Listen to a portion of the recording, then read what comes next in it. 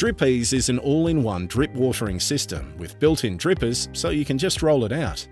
Precise and low flow, it's great for all kinds of landscapes, including high-density planting areas and intricate veggie beds. Simply cut the poly pipe to suit the design of your garden bed and use threaded elbows and T's to run it into the veggie bed. Then finish with a T and run Drip Eze off the fitting. To water your plants evenly, it's best to lay Drip Eze as a grid. Starting with the perimeter, cut the tube in the corners and join it with the barbed elbows, then just work your way around.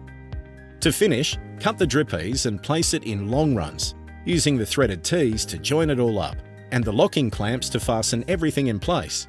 Keep going until your grid is done. Now you can add your plants and cover with mulch. Each dripper drops 2 litres of water an hour.